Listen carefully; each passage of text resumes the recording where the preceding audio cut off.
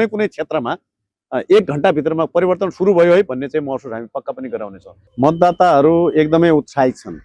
अहिले यो परिवर्तनको पक्षमा घन्टी चुनाव चिन्हमा मत हाल्नको लागि कति छिटो 21 गते आउला र घन्टीमा भोट हालौँला भनेर उत्साहित भएका देखिन्छन्।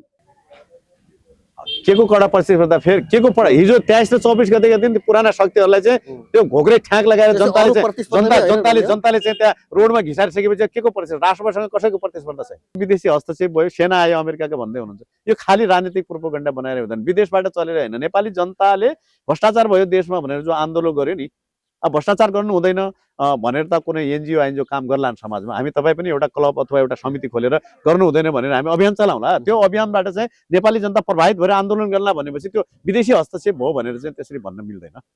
भ्रष्टाचार गर्दैनौँ, भ्रष्टाचार गर्न पनि दिँदैन। निर्वाचन विशेष कार्यक्रमका साथमा सम्पूर्ण उपचार हुने एउटै स्थान निसर्ग अस्पताल प्राली हसनपुर धनगढी। सुदूरपश्चिमको एक मात्रै सुविधा सम्पन्न अस्पताल केयरटेकर हस्पिटल प्राली चटकपुर धनगढी। 27 वर्षदेखि धनगढीको उत्कृष्ट शैक्षिक गन्तव्य सुदूरपश्चिमाञ्चल एकाडेमी एसपीए सन्तोषी टोल धनगढी। शिक्षा र संस्कारको संगम चैतन्य पाठशाला शिवनगर धनगढी। उच्चतम स्वास्थ्य सेवा सबैका लागि नवजीवन अस्पताल प्राली धनगढी कैलाली। धनगढीमा अध्ययनसँगै रोजगारी दिलाउन सफल एक मात्रै सहारा हस्पिटालिटी म्यानेजमेन्ट प्राली धनगढी कैलाली। धनगढीको विश्वास आर्थिक कारोबारको भरपर्दो नाम नवजीवन सहकारी संस्था limited Dhangadhi Kailali. BYD EV धनगढीमा स्वास्थ्य क्षेत्रको विश्वासिलो गन्तव्य सारथी अस्पताल प्राली रातोपुल धनगढी। होटल म्यानेजमेन्ट अध्ययनका लागि धनगढीमा विद्यार्थीको उत्कृष्ट गन्तव्य श्री तेज कलेज अफ होटल म्यानेजमेन्ट सन्तोषी टोल धनगढी। दर्शकबिन नमस्कार, म श्रवण देउबा। फागुन 21 गतेको प्रतिनिधि सभा निर्वाचनको देशभरि माहौल छाएको छ। उम्मेदवारहरू मतदाता रिझाउन घर दैलो अभियानमा छन्। विभिन्न ठाउँमा आफ्ना निर्वाचन क्षेत्रमा आमसभा कोणसभा घर दैलोमा व्यस्त छन्।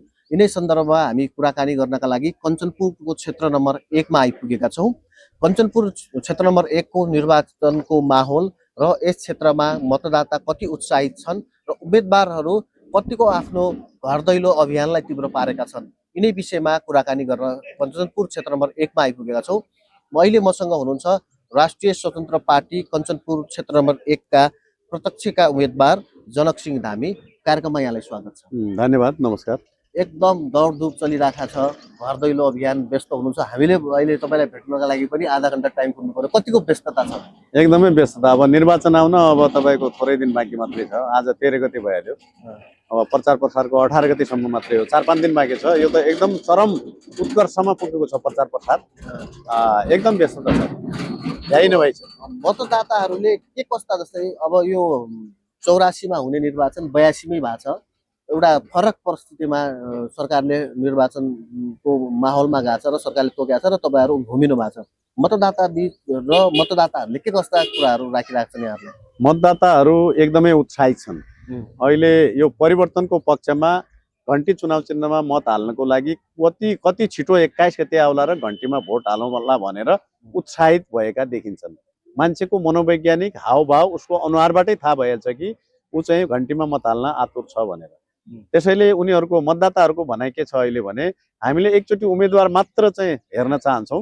हामी चाहिँ अहिले कुनै एजेन्डा सोध्दैनौँ, अहिले घन्टीमा भोट हाल्ने हौँ र त्यसपछि जिताइसकेपछि हामी त्यसपछि चाहिँ उनीहरूलाई हेर्छौँ एकचोटि। 5 वर्ष यत्रो वर्षसम्म हामीले चाहिँ पार्टीलाई हेऱ्यौँ, सबै पार्टीलाई हेऱ्यौँ। काङ्ग्रेस, एमाले, माओवादी सबै पुराना पार्टीलाई हेरिसक्यौँ। अब यत्रो सङ्घर्षबाट आएको, यत्रो चाहिँ आन्दोलन भयो, राजनीतिक उथलपुथल भयो, 76 जनाले शहादत प्राप्त गर्यो, अनि राजनीतिक चाहिँ पुराना पार्टीहरूलाई जनताहरूले लखेडेर विस्थापित गर्यो। यस्तो अवस्थामा परिवर्तनको पक्षमा लागेको राष्ट्रिय स्वतन्त्र पार्टीलाई हामी जिताउँछौँ भनेर गाउँ गाउँ टोल टोल घर घरमा उत्साहित भएर चाहिँ मतदाताहरू बसेका छन्। जस्तै यो यहाँले भन्नुभयो तपाईँ उम्मेदवार हुँदाखेरि तपाईँसँग कार्यकर्ताहरू जाँदाखेरि दिँदाखेरि म फलानालाई भोट दिन्छु भन्ने, कसैले जाँदाखेरि पनि घरमा जाँदाखेरि जोसुकै उम्मेदवार जाँदाखेरि पनि म तपाईँलाई भोट दिँदैन त भन्दैन। तर यही लहर खालि एउटा मात्रै हो कि ब्यालेट बक्स पनि आउँछ अनुमान? अब मेरै अगाडि मैले धेरै कुराहरू चाहिँ मैले बाहिर ल्याएको छैन हैन। र एमालेको क्रियाशील सङ्गठित सदस्य भएको, काङ्ग्रेसको पदमा नै बसेको, एमालेको पदमा नै बसेको, अब माओवादी अहिले नेपाली कम्युनिस्ट पार्टीको चाहिँ अब सङ्गठित सदस्य नै लिएको मान्छेहरू मेरै अगाडि ल म आजदेखि मैले सदस्यता च्याते त्यागे भनेर पनि अब त्यसरी पार्टी प्रवेश गर्छु भनेर एकदम उत्साहित भएर पनि आइराख्नु भएको छ। र अब भनाइ के छ भने अहिले धेरै ठाउँमा ल मेरो चाहिँ यो रेकर्ड गर्नुहोस्, तपाईँ देखाउनुहोस्, भनिदिनुहोस् कि म मेरो पार्टीको जो पुराना पार्टीहरूका पदमा बसेका ओपनली रूपमा खुल्न चाहेछन्। उनी के भन्छन् भने यो सब हालिदिनुहोस् हाम्रो भने अहिले यो पालिको भोट हामी घन्टीमा हाल्छौँ, किनभने हाम्रो पार्टीका नेताहरूलाई सबक सिकाउनु पर्ने छ। हामीले कि सबक सिकाउनलाई 5 वर्ष उनीहरूलाई हामी चाहिँ जरिमाना गर्छौँ र 5 वर्षपछि आफ्नै पार्टीमा भोट हालौँला, अहिले चाहिँ हामी चाहिँ घन्टीमा नै हाल्ने भोट भनेर त्यो ढङ्गले पनि आइरहेका छन्। यो समग्रमा त एउटा यो माहौलको कुरा भयो। खास गरी कञ्चनपुर क्षेत्र नम्बर 1 मा प्रतिनिधि सभा उम्मेदवार भइसकेपछि तपाईले यो क्षेत्रको परिकल्पना पनि होला, म यो क्षेत्रलाई यस्तो बनाउँछु र मतदाताहरूले पनि मैले तपाईलाई मत किन दिने भन्ने स्पष्ट बुझ्नु पर्ने हुन्छ। किन मत? अब यो कञ्चनपुर क्षेत्र नम्बर 1 भनेको अब सदरमुकामहरूबाट टाढा रहेको ठाउँ पनि हो र मेरो उद्देश्य यो कञ्चनपुर क्षेत्र नम्बर 1 लाई केन्द्रको राजनीतिसँग, केन्द्रको विकाससँग जोड्ने पनि मेरो चाहिँ उद्देश्य रहेको छ, प्रतिबद्धता रहेको छ। र यो ठाउँका जनताहरूका धेरै समस्याहरू छन्। अब कृषकहरूका समस्या त अब देशैभरि छन्, यहाँ झनै छन्। यो एउटा कृषिका लागि उत्पादन हुने क्षेत्र पनि हो। यहाँ उखु खेतीदेखि लिएर तपाईँको तोरी, गहुँ, धान सबै हुन्छ। र यो विकराल क्षेत्र, खास गरिकन यो इन्डियाको बोर्डरसँग जोडिएको खुल्ला सिमाना भएको क्षेत्र पनि हो। त्यहाँबाट लागु औषध ओसार पसार हुने अनि किनबेच हुने यो विभिन्न किसिमका ती पनि समस्या छन्। र अब यो अवैध रूपमा सामानहरू चाहिँ क्वारेन्टाइन नगराएर स्वास्थ्यका लागि हानिकारक हुने सामानहरू पनि भित्रिने ठाउँ छ। यसका लागि व्यवस्थित भन्सार नाका बनाएर र त्यो बोर्डरलाई अलिकता चाहिँ तपाईँको व्यवस्थित ढङ्गले अगाडि लग्यो भने त्यो पनि गर्ने मेरो प्रतिबद्धता छ र त्यो जनताको चाहना पनि त्यो छ। अब जग्गा भूमिहीन सुकुम्बासी र अव्यवस्थित बसोबासीहरूको पनि यहाँ समस्या छ। अब हाम्रो सरकार बन्यो भने 5 वर्षभित्रमा हामी त्यो सबैलाई चाहिँ जग्गाको मालिक बनाउँछौँ। त्यस्तै दोदा नदीले, चौधर नदीले जमिन काटेर विस्थापित बस्ती भएका छन्, त्यसलाई तटबन्धको हामी योजना गर्छौँ, बनाउँछौँ, त्यो तटबन्ध बनाउँछौँ यहाँ। त्यस्तै गरेर तपाईँको यो हुलाकी रोड 9 वर्ष भइसक्यो, 3 वर्षमा बनाउनु पर्ने 9 वर्ष भयो, यो पुरा भएको छैन। यसलाई म तुरुन्तै ठेक्का लगाएर भयो भने त्यो गर्छौँ। कलुवापुर बेलोरी रोडको त्यस्तै हालत छ। र त्यस्तै सिमसार जमिन छ, बेलडाँडीदेखि बेलोरीसम्म तपाईँको एकदम त्यो पुनर्वाससम्म चाहिँ यो सिमसार जमिन छ जहाँ खेती हुँदैन, त्यसलाई चाहिँ खेतीयोग्य बनाउनु पनि मेरो पहिलो प्राथमिकता। त्यसपछि यो तपाईँको के भन्छ, आरक्ष पीडितहरूको त समस्या छ। 33वटा आयोग गठन भयो, अहिलेसम्म समाधान हुन सकेका छैन। उचित ढङ्गले तिनीहरूको पनि व्यवस्था गर्छौँ। र यो द्वन्द्व, यो जङ्गली जनावर र अनि तपाईँको यो के अरे मान्छे मानव बिचको चाहिँ एउटा द्वन्द्व चलेको छ, त्यसलाई पनि हामी चाहिँ त्यो व्यवस्थापन र समाधान गर्नतिर लाग्नेछौँ। यो सबै कुरा सम्भव तब छ जब चाहिँ जनताले हामीलाई बहुमतको सरकार दियो। अब हाम्रो देशको शासन प्रणालीमा, शासकीय स्वरूपदेखि लिएर निर्वाचन प्रणालीमा केही कमी कमजोरीहरू छन्, केही कुराहरू छन्, तिनलाई पनि केही संशोधन गर्नुपर्ने होला। र विगतमा पनि अब त्यो गठबन्धन बन्ने 2 महिनामा चाहिँ 1 महिनामा नै सरकार ढल्ने, 1 वर्ष कोही नटिक्ने, यसलाई थायी रूपमा चाहिँ बनाउन सक्यो। 5 वर्ष सरकार चलाउनलाई जनताहरूले हामीलाई दियो भने र ती कुराहरू जो भने मैले, यी कुराहरू चाहिँ, यी समस्याहरू चाहिँ समाधान हुन्छ। जस्तै तपाईँले सरसर्ती हेर्दाखेरि 5 वर्षसम्म गर्ने कुराहरू हुँदाखेरि अब अर्कोचोटिको निर्वाचन आउँदाखेरि माग गर्नुपर्ने केही छैन जस्तो लाग्यो। यो पुरा गर्छु भन्ने प्रतिबद्धता यहाँले गरे जस्तै।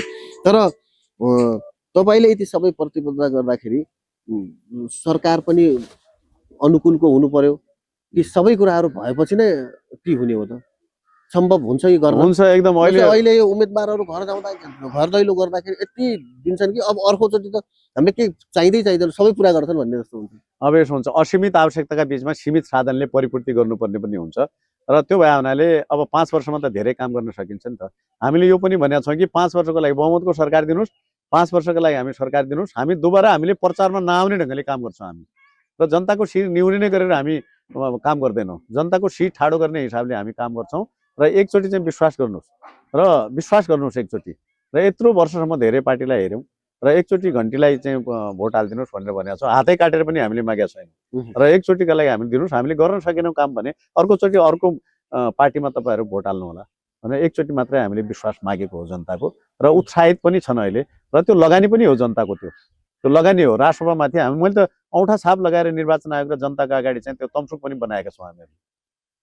त्यो तमसुक भनेको जनताहरुमा करारनामा भन्ने पनि करारनामा गरिरहेको छ। तमसुक भने त्यो करारनामा भने त्यो यदि हामीले गर्न सक्यौँ यदि 5 वर्षभित्र तपाईँहरूको ऋण तिर्न सकेनौँ भने जे पनि सजाय दिन तपाईँ तयार हुनुहुन्छ हामी भोग्न तयार छौँ जे पनि सजाय दिनुहुन्छ त्यो भोग्न तयार तपाईले यति सबै कुराहरू गर्दै राख्दाखेरि फेरि अन्तिममा एउटा चीज भन्नुहुन्छ कि बहुमतको स्पष्ट सरकार दियो भने यी सम्भव हुन्छ भन्नुभयो कुरा सरसर ल्याउनु भयो लास्टमा फेरि तर परन्तु किरन्तु भने जस्तै अनि कुराहरू मैले आयो। तर परन्तु कुरा के हो भने बहुमतको सरकार भयो भने धेरै कुराहरू 5 वर्षमा सम्भव हुन्छ नि त अब कतिपय कुराहरू त खालि सरकारमा गठबन्धनमै गएर पनि कति 21 जनाको सिट भएर त्यो सरकारमा गएर कत्रो त हल्का मचियो कति भ्रष्टाचारीहरू भागे कतिका चाहिँ मुटु कलेजा कामी हेर्नुहोस् त नै यो लोकल क्षेत्रका लागि कुरा गरे यो लोकल क्षेत्रमा त तपाईले जिताएर पठाए अरे त्यसै अझ फेरि बहुमतको सरकार मतलब भएन भने अनुकूलको सरकार भएन बहुमतको सरकार हुन्छ अहिले बहुमतको सरकार नभए पनि किन नहोला बहुमतको सरकार क्लियर रूपमा अहिले हुन्छ हो बाइ चान्स अब त्यस्तो परिस्थिति भएन मिलेन भनेपछि त म त लड्न त लडिहाल्छु नि यो क्षेत्रका लागि लड्छु म त्यो त मेरो आफ्नो अधिकारको कुरा पनि हुन्छ मान्य भइसकेपछि जस्तै यो अहिले राष्ट्रिय स्तरका कुरा पो अब धेरै कुराहरू चाहिँ बहुमतै चाहिने हो हामीलाई माथिबाटै बदल्नु पर्ने यो तर यो स्थानीय शिरदरहरूलाई लेभलका झाडो भनेका लगाउनु। कुराहरू जस्ता तपाईँको यो गर्नका लागि बहुमतको सरकार चाहिएन तपाईको यहाँबाट निर्वाचित भयो भने पनि केही सम्भव। कुराहरू त बहुमतको राष्ट्रिय नीतिसँग जोडिने कुराहरू हुन्छन् जस्तै तपाईँको अब भूमि सम्बन्धीका कुराहरू हुन्छन् त्यो पूर्जा दिने कुराहरू यो पनि त अब राष्ट्रिय सरकारसँग जोडिया हुन्छ होइन अब अन्यथा जस्तै यो धेरै कुराहरू त्यस्तो पनि हुन्छन् तर चाहिँ तटबन्धका कुराहरूदेखि लिएर तपाईँको बोर्डरका कुराहरू जो छन् यसलाई त मैले चाहिँ त्यो गर्न सक्छु तर म त्यो अल्पमतको सरकार होला त्यो गठबन्धन होला भन्ने मलाई लागेको छैन बहुमत आउँछ त्यो सकेसम्म 2 तिहाई अब त्यो दिनानुदिन त्यो राष्ट्रपति क्रेज बढ्दैछ 2 तिहाई आउला भन्ने लागेको छ मलाई त त्यो थोरै सिट आउला भने बहुमत नै आउँछ बहुमत पक्का चाहिँ बहुमत आउँछ दिन्छु भनेका छन् जनताहरूले जस्तै मैले जस्तै तपाईँ राजसभाको उम्मेदवार लगायतका अरू उम्मेदवारहरू पनि अन्य क्षेत्रमा पनि म संवादका क्रममा उहाँहरूले पनि हाम्रो सरकार आउँछ र हाम्रो नेतृत्वमा हुन्छौँ हामी सब गर्छौँ भनिराख्छन् यसले गर्दा दाबी त गर्न पाए नि आफ्नो दाबी चाहिँ गर्न पाए तर हाम्रो दाबी मात्रै होइन जनता आफै भन्दैछन् हामीले भने होइन त्यो कुरो त राष्ट्रपतिलाई दिन्छौँ भोट भनेर 2 तिहाई दिन्छौँ भन्दैछन् जनता भने अरूले त त्यो मनोबल नगिरोस् आफ्ना कार्यकर्ताको भनेर भने हो त्यो हामीले त अब जनताको कुरा बोल्दैछौँ जस्तै एउटा अब यहाँले प्रसङ्ग निकालिहाल्नुभयो म त्यही भित्रमा प्रवेश गर्छु जस्तै एउटा नयाँ शक्ति जस्तै तपाईँले पनि भन्नुभयो पुराना शक्ति र पुराना शक्तिलाई हेरिसके पुराना प्रतिनिधिलाई हेरिसके अब नयाँलाई उभार्छ भन्ने कुराहरू आएको छ यो नयाँले के भन्छ देश जोगाउने र जलाउने शक्ति बिचको भइरहेछ भनेर अभिव्यक्ति दिइराखेका हुन्छन् यहाँले पनि देखिराख्नु भयो होला यसलाई कसरी योलाई कसरी लिनुहुन्छ त्यो त एउटा खाली प्रोपोगन्डा मात्रै हो राजनीतिक प्रोपोगन्डा मात्रै यो के हो भनेपछि त्यो जेनजी आन्दोलन भनेको तपाईँको खाली जेनजी भाइहरूले मात्र भएको होइन त्यो एउटा ठुलो पृष्ठभूमि छ त्यसको पछाडि जो यो 36 वर्षसम्म यिनीहरूले चाहिँ देश लुटेर खाए जो भ्रष्टाचार गरे जो जनताहरूलाई चाहिँ एकदम चाहिँ त्यो दुःखमा पारे यिनीहरूले जनताको जीवनस्तर उकास्नै सकेनन् आफ्नो मात्रै जीवनस्तर उकारे जनता आजित भएर कुन बाटो कसरी यिनीहरूलाई चाहिँ ठिक गर्नुपर्छ भन्ने एउटा न्यू खोजिरहेका थिए यो जनताको चाहना अनुसार जनताको माग अनुसार जेनजी आन्दोलन भएको हो त्यसपछि सत्ताबाट विस्थापित गरेन हामी त नीलो क्रान्तिका माध्यमबाट जाउँला र 84 मा चाहिँ मतदानका मार्फत परिवर्तन गरौँला भनी सोचेका हौँ त्यो बाटोमा थियौँ तर चाहिँ मानेनन् जेनजी भाइहरूले र नेपाली जनताहरूले चाहिँ आक्रोशित भए झन् उल्टा के भइदियो भने अब यो सामाजिक आफ्ना विरुद्ध चाहिँ इलेक्सन भनेर सामाजिक सञ्जाल नै बन्द गरेर विदेशमा रहेका आफ्ना केटाकेटीसँग नै कुरा गर्न बन्द गराइदियो अन्धकार बनाइदियो नि त नेपाललाई त्यो भयो त्यो भइसकेपछि त्यो आन्दोलन भयो जनताको चाहना अनुसारको आन्दोलन हो यो पहिला के भयो मान्छे मरेर चाहिँ आगो लाग्यो होइन आन्दोलन भने के हुन्छ आन्दोलन भनेको के हुन्छ किन भाग्नु परेको थियो हेलिकप्टरबाट यदि चाहिँ इमान्दार थिए राष्ट्रका लागि भनेपछि किन हेलिकप्टरबाट भाग्ने कहाँबाट आयो त्यत्रो पैसा त्यो जल्नु 3 दिनसम्म पनि पैसा नजल्ने के साँच्चीकै हुन् र त्यो इमान्दार भएका देशप्रति त्यो भएको हुनाले उनले खालि प्रोपोगन्डा अर्कालाई लगाउने आरोप मात्रै हो त्यो जनताका अगाडि के हुँदैन सम्पन्न हुन्छ जनताले चाहे जे हुन्छ त्यो जनताले चाह्यो भने अदालत प्रभावित हुन्छ या नेता प्रभावित हुन्छ देशै प्रभावित हुन्छ हेर्नुहोस् जनताको नै त्यो सम्पन्न जनता हो नि त जनता नै सबभन्दा ठुलो हो देशको त्यो भएको कारणले त्यो आरोप लगाउन पाइँदैन आफ्नो कमजोरीलाई ढाकछोप गर्नका लागि अर्कालाई लगाएको आरोप मात्र हो जस्तै म अब अन्तिममा राजनीतिक केन्द्रित कुराकानी गर्छु जस्तै 10 वर्ष जनयुद्ध भयो त्यति बेला एउटा 64 मा जनलहर आयो ल अब परिवर्तन हुन्छ भनेर जनताले प्रचण्ड बहुमत दिए त्यति बेलाको नेकपा माओवादीलाई त्यस पछाडि त्यो पनि ढुलमुल भयो खस्यो त्यसपछि फेरि कांग्रेस एमालेकै प्रभुत्व भएर फेरि आयो त्यसपछि गणतन्त्र स्थापित भयो संघीयतामा गयो गर्दा गर्दा यिनै राजनीतिक दलको छ अहिले तपाईहरु अब अर्को 10 वर्षमा हामी प्रवेश गरिरहेको यो अब नयाँ उभार आउने परिकल्पना हो अहिले तपाईहरुको अनुमान हो पहिलाको जस्तो हुँदैन किनभने हामीलाई अनुभव भइसक्यो हाम्रो पार्टी सत्तामा पनि गइसकेको छ हामीलाई एकदमै अनुभव छ र पहिलाको जस्तो हुँदैन यो हामी नेपाली जनताहरूलाई मैले त के भनेको छु भने हामी सरकारमा गयो भनेपछि 1 घण्टामा तपाईहरुलाई परिवर्तन भएको महसुस गराउने छौं कुनै क्षेत्रमा 1 घण्टाभित्रमा परिवर्तन सुरु भयो है भन्ने चाहिँ महसुस हामी पक्का पनि गराउनेछौँ। विश्वास गर्नु पर्यो एकचोटि। यो जमाना टेक्नोलोजीको जमाना छ, अहिले चाहिँ सिस्टममा काम गर्नु पर्यो। मान्छेले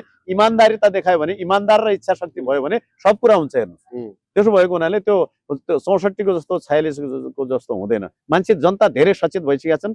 पार्टीहरूले पनि अब जो छन् नि पुराना तिनीहरूले पनि रिफर्म आउनुपर्छ भनेर उनकै पार्टीका कार्यकर्ताहरू घन्टीलाई भोट गर्दैछन् भने यो जमाना कति अगाडि बढिसक्यो। समयसँग हिँड्नु पर्यो मान्छेहरूले। देशका अरू विदेशहरू कति अगाडि पुगिसके, टेक्नोलोजीमा, विकासमा, शिक्षामा सबैमा अगाडि पुगिसकेका छन् भने हाम्रो नेपाल त्यसरी पछाडि रहने कुरा छैन। हामी समयसँगै अगाडि हिँड्छौँ। हिजोका नेताहरूले चाहिँ समयसँग हिँड्न नसकेका हुनाले पछि परेका हामी समयसँगै हिँड्छौँ। त्यसका लागि इमान्दारिता त जवाफदिहिता चाहिन्छ, त्यो हामीमा छ, हामी गर्छौँ। हामी भ्रष्टाचार पनि गर्छौँ, गर्दैनौँ, भ्रष्टाचार गर्दैनौँ, भ्रष्टाचार गर्न पनि दिँदैनौँ। मैले कतिपय ठाउँमा प्रसङ्ग गर्दाखेरि राप्रपाका उम्मेदवारहरूसँग पनि कुरा गरेको थिएँ।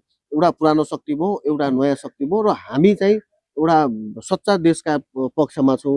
राजतन्त्र आउनुपर्छ, हिन्दू धर्म आउनुपर्छ, धर्मको सहितको हामी एजेन्डामा गइरहेको छु भन्ने 3 धार हो। अहिले 3 धारको लडाइँ भइरहेछ। अब 3 धारको लडाइँ, अब त्यो धर्मलाई राजनीतिसँग चाहिँ जोडिराख्नु पर्ने अवस्था त होइन होला जस्तो लाग्छ मलाई। धर्मनिरपेक्ष भनिसकेपछि अब सबै यो राष्ट्रिय स्वतन्त्र पार्टी भने के हो भने बहुलवादी चाहिँ सिद्धान्तमा आधारित पार्टी भएको हुनाले यो सबै बहुलवादी जति पनि यहाँ देशमा चाहिँ विचारहरू छन्, धर्म संस्कृतिहरू छन्, सबैको रक्षा कवच हो कि राष्ट्रिय स्वतन्त्र पार्टी भनेको। त्यो भएर त्यो राजनीतिसँग चाहिँ त्यो धर्म जोडेर अर्को जोडेर एउटा नारा बनाएर त्यो मात्रै पनि हुँदैन, तर रक्षा गर्नुपर्छ। पुरानो शक्ति, नयाँ शक्ति र एउटा अर्को धार, यसलाई कसरी तपाईँको आकलन? अब यसमा के हुन्छ भने कोही अब हुन्छ प्रतिगमनकारी, अनि त्यसपछि यथास्थितिवादी, अग्रगमनकारी भन्छन्। हामीहरूले अग्रगमनको उसमा लिएका छौँ हामीहरूले। त्यो भए हुनाले मलाई लाग्छ अहिले तत्कालै ठिक छ। अब त्यो नेपाली जनताले जन्म सङ्ग्रह चाहन्छ भनेपछि अब जे जनताले चाहन्छ त्यो हुने त हो नि, होइन? अब यो संवैधानिक प्रक्रिया अनुसार हामी अगाडि बढ्छौँ भनेपछि त अब संविधानले जे भन्छ त्यो अनुसार अगाडि बढ्नुपर्छ। संविधान अनुसार गएपछि अब के राख्ने नि त, के कसरी कस्तो शासन व्यवस्था चाहने त्यो त अब अहिले यो निर्वाचनमा पनि देखिन्छ नि त। म छोटो मान्तीमा कुरा गरेँ। यो एउटा यो सामाजिक सञ्जाल, गाउँघर, चिया पसलमा पनि आरोप लाग्छ वैदेशिक हस्तक्षेप भयो, वैदेशिकबाट परिचालन भयो भन्ने आरोप त लागिरहेको छ नि त। यो खास के हो? यो अब जनताले पनि त बुझ्नु पर्ला, तपाईँले पनि भनिराख्नु पर्यो। यो त के हो भनेपछि अब यो के हो भने आफू जोगिने र आफू बाँच्ने र छिटो लोकप्रियता, सस्तो लोकप्रियताका लागि चाहिँ त्यो शब्दहरू चाहिँ निकालेका हेर्नुहोस्। त्यो यो क्लियर कुरा हो। त्यो हिजो अब तपाईँ आफै विचार गर्नुहोस्। अस्ति त्यो यो एउटा 2075 सालमा केपी ओली प्रधानमन्त्री, ओलीज्यू प्रधानमन्त्री हुने बेला उहाँले चाहिँ विदेशका सेनाहरू नेपालमा पनि आउने, त्यो सेना दिवसको दिन नेपालका सेनाहरू चाहिँ अन्त देशमा पनि जाने, अनि एउटा के भन्छन् त्यो अतिथिको रूपमा जान आउन पाइने त्यो व्यवस्था गरेर त्यो सिस्टम बसाल्यो। अब त्यो होइन, त्यो त राम्रै कुरा हो नि। सद्भाव हुनु, सेना सेना बिच सद्भाव हुनु, देश देशका बिचमा सद्भाव हुनु ठिकै हो। केपी ओलीज्यूको पालामा चाहिँ त्यो भएको थियो, उनले नै त्यो कुराको चाहिँ निर्णय गरेका हुन्। त्यो 75 सालमा त्यसपछि भयो। र अहिले जब अहिले पनि अब अस्ति सेना दिवस थियो र चुनावको बेला भयो हुनाले अब उहाँ नै केपी ओलीजी भन्नुहुन्छ कि नै विदेशी हस्तक्षेप भयो, सेना आयो अमेरिकाको भन्दै हुनुहुन्छ। यो खाली राजनीतिक प्रोपोगन्डा बनाएर हुँदैन, विदेशबाट चलेर होइन। नेपाली जनताले भ्रष्टाचार भयो देशमा भनेर जो आन्दोलन गर्यो नि, अब भ्रष्टाचार गर्नु हुँदैन भनेर त कुनै एनजिओ आइएनजिओ काम गर्लान् समाजमा। हामी तपाईँ पनि एउटा क्लब अथवा एउटा समिति खोलेर गर्नु हुँदैन भनेर हामी अभियान चलाउँला। त्यो अभियानबाट चाहिँ नेपाली जनता प्रभावित भएर आन्दोलन गर्ला भनेपछि त्यो विदेशी हस्तक्षेप भयो भनेर चाहिँ त्यसरी भन्न मिल्दैन। अब म थोरै अन्तिममा यो कूटनीतिक पहल जो सीमा समस्या छ, जस्तै अहिले हामी आउँदाखेरि पनि यो बाटो, मेन बाटो नै पनि पिच हुन दिएको छैन, लगायतको सीमा सुरक्षा एकदम खुला बोर्डरले गर्दाखेरि लागु औषधका अवसर प्रसादका कुराहरू, अपराध नियन्त्रण गर्नुपर्ने कुराहरू, यसलाई कसरी नियन्त्रण गर्नुहुन्छ? जस्तै तपाईँको के हुन्छ भने सम्प्रभुता भन्ने कुनै देशको पनि सानो ठुलो हुँदैन। भूगोलको आधारमा, क्षेत्रफलको आधारमा कोही देश ठुलो होला, कोही सानो होला। जस्तै मतकै कुरा गरौँ नि त। अहिले सुशीला कार्कीज्यू प्रधानमन्त्री हुनुहुन्छ, ल म जनक सिंह धामी मान्ने छु, एउटा सर्वसाधारण मान्छे चाहिँ छ गाउँको। भोट त कसैको गरुङ्गो र कसैको हल्को हुँदैन नि। त्यसै किसिमले के हो भने कसै पनि राष्ट्रको सम्प्रभुता भन्ने कुरो सानो र ठुलो हुँदैन। सम्प्रभुता भन्ने शब्द सानो र ठुलो भन्न खोजेर म भन्दैछु तपाईँको सानो ठुलो हुँदैन। त्यो भयो हुनाले के हो भने सबैले सोच्नु पर्ने कुरा एक अर्का चाहिँ राष्ट्रलाई सम्मान गरेर अगाडि बढ्नुपर्ने हुन्छ। र यो सीमा समस्या जो समाधान गर्नका निमित्त एउटा सांसद, एउटा मैले मात्रै त्यो सम्भावना छैन। तर कुरो के हो भने पार्टीको नीति त अब कूटनैतिक ढङ्गले जोसँग इन्डियासँग, चाइनासँग भएका चाहिँ जो हाम्रा सीमा समस्याहरू छन् तिनलाई चाहिँ हल गर्नका लागि कूटनैतिक ढङ्गले, सद्भावपूर्ण ढङ्गले हामी त्यसलाई समाधान गर्छौँ। यो चाहिँ तपाईँको देशकै राष्ट्रकै कुरो भयो हुनाले यसलाई चाहिँ व्यक्तिगत तर्फबाट हुने कुराहरू, मेरो क्षेत्रमा पनि तपाईँको लामो चाहिँ सीमा इन्डियासँग जोडिएको छ। त्यसैले म यसको लागि संसदमा पनि बोल्छु, विभिन्न समितिहरूमा बोल्छु, कूटनैतिक ढङ्गले के गर्नुपर्छ म यसका लागि पनि पहल गर्छु। आफ्नो चाहिँ मिचिएको भूमिहरू आधिकारिक रूपमा त्यस्तो छ होइन, त्यसलाई चाहिँ फिर्ता गर्नका लागि कूटनीतिक पहल गर्छु। यो धेरै उम्मेदवारहरूमा कञ्चनपुर क्षेत्र नम्बर 1 मा कसको कडा प्रतिस्पर्धा हो खासमा? के को कडा प्रतिस्पर्धा, फेरि के को हिजो 23 र 24 गतेका दिन पुराना शक्तिहरूलाई चाहिँ त्यो घोक्रे ठ्याक लगाएर जनताले चाहिँ त्यहाँ रोडमा घिसारिसकेपछि के को प्रतिस्पर्धा, राष्ट्रसँग कसैको प्रतिस्पर्धा छ? जित सुनिश्चित हो। जित सुनिश्चित एकदम। अन्तमा क्षेत्र नम्बर 1 का मतदाताहरूलाई के अपील गर्नुहुन्छ? म हात जोडेर भन्छु 1 नम्बर क्षेत्रका मतदाताजीहरूलाई, सबै आमा बुवा दाजुभाइ दिदीबहिनीहरूलाई यो पालि परिवर्तनको पक्षमा तपाईहरू आफ्नो भोट घन्टीमा चाहिँ दिएर देशभरिका यो कञ्चनपुरको क्षेत्र नम्बर 1 बाट म जनक सिंह धामी उम्मेदवारलाई घन्टी चुनाव चिन्हमा मतदान गरेर चाहिँ विजय गराएर यो परिवर्तनको महान अभियानमा सहभागी भइदिनु हुन म हार्दिक अनुरोध गर्दछु र जिताइदिनु हुन हार्दिक अनुरोध गर्दछु। धन्यवाद। हस्, यहाँलाई धेरै धन्यवाद। दर्शकबिन, आज हामी कैलाली कञ्चनपुर क्षेत्र नम्बर 1 का उम्मेदवारसँग कुराकानी गर्यौं। राष्ट्रिय स्वतन्त्र पार्टीका प्रत्यक्ष उम्मेदवार जनक सिंह धामी, उहाँका समग्र एजेन्डा, चुनावी एजेन्डा र मतदाता बीच र उहाँ कसो आफ्नो प्रचार प्रसार अभियान गरिराख्नु भएको छ, यिनै सन्दर्भमा कुराकानी गर्यौं र आजको निर्धारित समय यही सकिएको छ। म श्रवण देवा पनि बिदा हुन्छु। नमस्कार।